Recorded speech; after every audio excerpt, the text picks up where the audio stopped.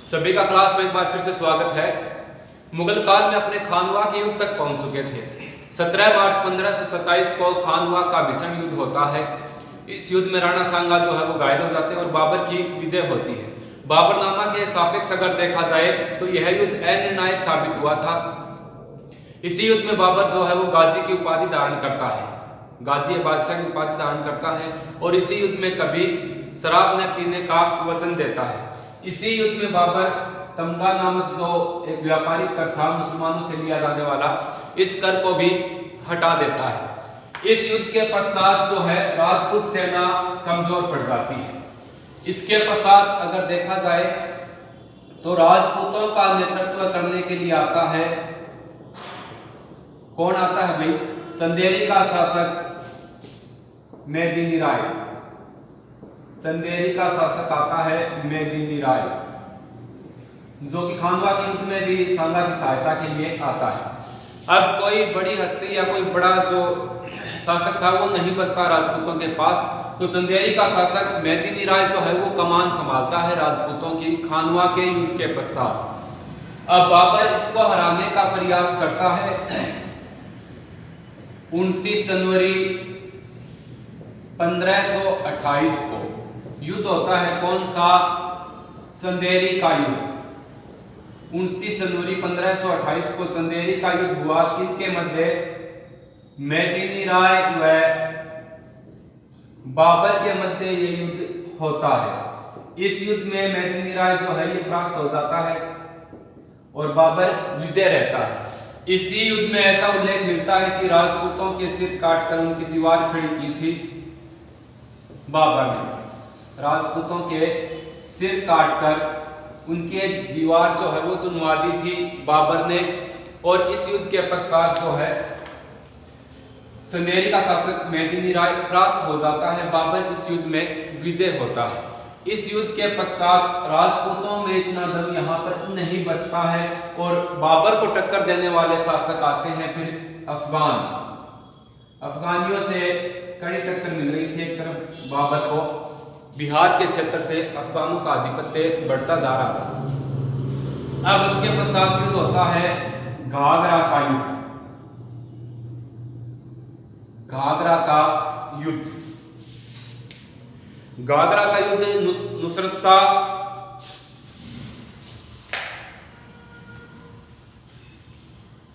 देखो, घाघरा का युद्ध 6 मई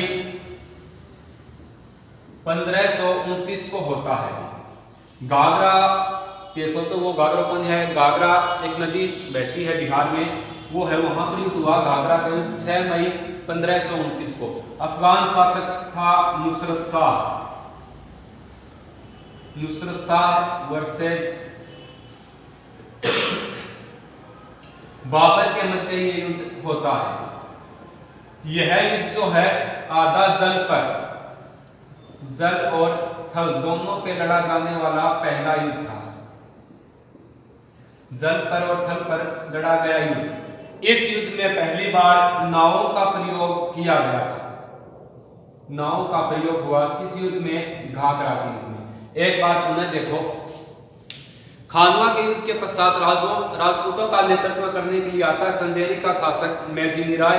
मेदिनी राय जो है उसके मध्य 29 जनवरी 1528 को मेदिनी राय और बाबर के मध्य चंदेरी का युद्ध होता है और उस युद्ध में मेदिनी राय बुरी तरह परास्त होता है।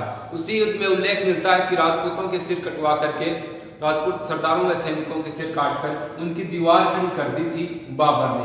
उस युद्ध के पश्चात राजपूतों की ओर से दमन करने के बाद अफगानों से कड़ी टक्कर मिल रही थी। बिहार का जो एरिया था वहां पर अफगान शासक नुसरत शाह था। अफगान शासक नुसरत शाह और बाबर के मध्य 6 मई 1529 को घाघरा का युद्ध होता है। यह युद्ध नुसरत शाह और बाबर के मध्य हुआ। यह पहला युद्ध था जो जल और थल दोनों पे लड़ा गया था। यह पहला युद्ध था जिसमें नावों का प्रयोग किया गया था। इस युद्ध में नुसरत शाह जो है वो परास्त हो जाता है। उसके पश्चात क्या होता है आगे देखते हैं। 1529 तक पहुंच गए। मैंने आपको पहले बताया था कि बाबर का जो काल रहा है वो 1526 से 1530 तक माना जाता है। अब 29 दिसंबर 1530 को आगरा में बाबर की मृत्यु हो जाती है। आगरा में बाबर की मृत्यु होती है। 29 दिसंबर 1530 को आगरा में बाबर की मृत्यु हो जाती है।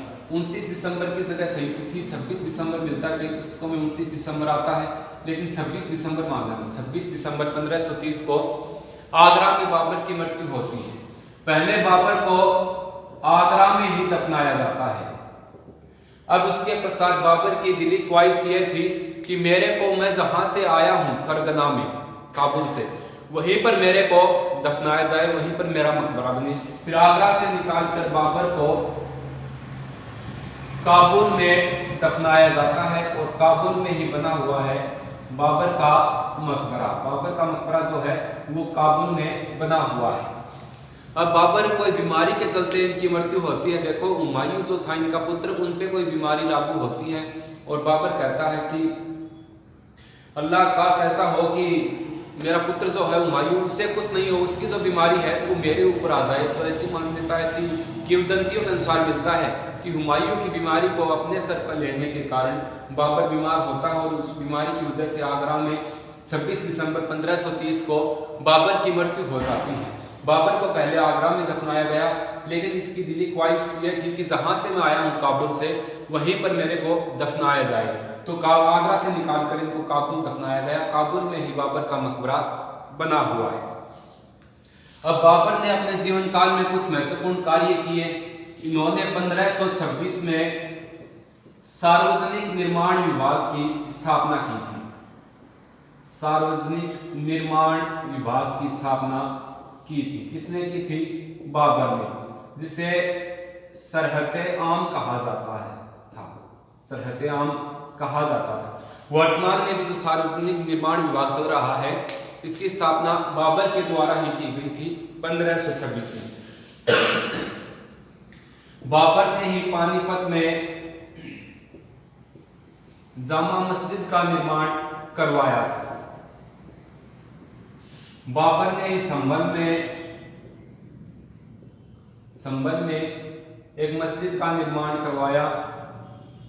संभल की जामा मस्जिद से कहा जाता है, संभल की जामा मस्जिद कहते हैं। अब बाबर जो है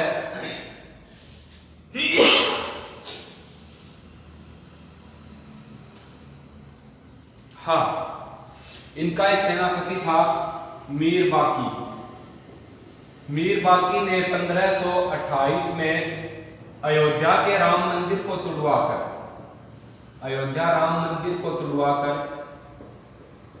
वहां पर बाबरी मस्जिद का निर्माण करवाया था। देखो, मंदिर मस्जिद वाला जो विवाद चल रहा है, ये मीर बाकी की देन है। मीर बाकी ने 1528 में अयोध्या के राम मंदिर को तुड़वाकर वहां पर जामा मस्जिद का निर्माण जो है वो करवाया था।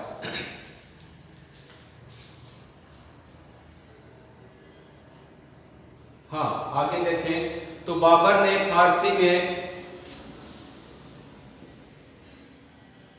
मुयायन, एक विशेष शैली थी, उसका निर्माण करवाया था। ये एक फारसी शैली थी भाई। इसका निर्माता भी बाबर को माना जाता है। बाबर ने एक नई शैली विशाल उसज, एक नई शैली थी विशाल उसज, इसकी शुरुआत भी बाबर ने की थी, जिसे खत बाबरी कहा जाता था, जिसे खत बाबरी कहा जाता था। अब बाबर जो है, इसके परिवार की अगर बात करें तो सबसे, बाबर की 3 पत्नियां थी। सबसे बड़ी माही बेगम या माहिम बेगम भी आता है, इसका नाम माही बेगम, ये थी। नंबर 2 पे गुलरुख बेगम, और सबसे छोटी जो थी उसका नाम था दिलदार बेगम। ये 3 रानियां थी बाबर के। माही बेगम जो है इसी का पुत्र था हुमायूं, और हिंदाल जो है सबसे छोटा वो दिलदार बेगम का पुत्र था। अब दिलदार बेगम जो है इसके लिए बाबर ने एक बाग लगवाया था। कौन सा? नूरे अफगान बाग, नूरे अफगान बाग, जिसे वर्तमान में आराम बाग के नाम से जाना जाता है। इसी को ही कहते हैं आराम बाग। देखो बाबर जो है उसके 3 पत्नियां थी। सबसे बड़ी माही बेगम, फिर बुलरुक बेगम, और उसके साथ छोटी थी सबसे दिलदार बेगम। अब माही बेगम से उनके जो पुत्र प्राप्त हुआ वह हुमायूं था, और सबसे छोटा जो हिंदाल था वो दिलदार बेगम का पुत्र था। दिलदार बेगम के लिए इन्होंने एक बाग लगवाया था आगरा में, जिसे नूरे अफगान बाग कहा जाता है। इसी बाग को वर्तमान में आराम बाग के नाम से जानते हैं। अब यह भारत का पहला, ये जो आराम बाग है आगरा में लगवाया था। बाबर को बाग लगवाने का शौक था भाई। अब ये बाग जो है ये पहला ज्यामितीय पद्धति पर लगा हुआ बगीचा है, ज्यामितीय पद्धति पर लगा हुआ बाग है। ये बाग आराम बाग का निर्माण बाबर ने करवाया था अपनी पत्नी गुलबदन बेगम, दिलदार बेगम हेतु। गुलबदन जो है वो बाबर की पुत्री थी, हुमायूं की बहन। तो ये कुछ महत्वपूर्ण कार्य रहे हैं बाबर के। पुनः देखो एक बार, 26 दिसंबर 1530 को आगरा में बाबर की मृत्यु होती है। बाबर को पहले आगरा में दफनाया जाता है, उसके पश्चात आगरा से निकालकर उनको काबुल ले जाकर के दफनाया जाता है। बाबर का मकबरा काबुल में ही बना हुआ है। बाबर के निर्माण कार्यों की बात करें तो 1526 में सार्वजनिक निर्माण विभाग की स्थापना की थी, जिसे सरहद आम कहा जाता है। यह सार्वजनिक निर्माण विभाग वर्तमान समय में भी कार्य कर रहा है। इन्होंने पानीपत में मस्जिद का निर्माण करवाया था, पानीपत की मस्जिद कहा जाता है। संभल में इन्होंने जामा मस्जिद का निर्माण करवाया था। इनके सेनापति थे मीर बाकी, जिन्होंने 1528 में अयोध्या के राम मंदिर को तोड़कर उसकी जगह बाबरी मस्जिद का निर्माण करवाया था। यह वही मस्जिद है जो वर्तमान में मंदिर मस्जिद वाला विवाद चल रहा है वो। बाबर ने एक विशेष फारसी शैली मुआयन का प्रारंभ किया था, जो कि एक विशेष शैली हुआ करती थी। बाबर ने ही एक नई शैली रिसाले उसज का प्रारंभ किया, जिसे खते बाबरी कहा जाता था। बाबर जो है उनके माही बेगम सबसे बड़ी, बुलरुक बेगम और सबसे छोटी दिलदार बेगम थी, जिसके इंदार पुत्र था। अब दिलदार बेगम के लिए इन्होंने आगरा में एक बाग लगवाया, जिसे नूरे अफगान बाग कहा जाता है, जो कि वर्तमान में आराम बाग के नाम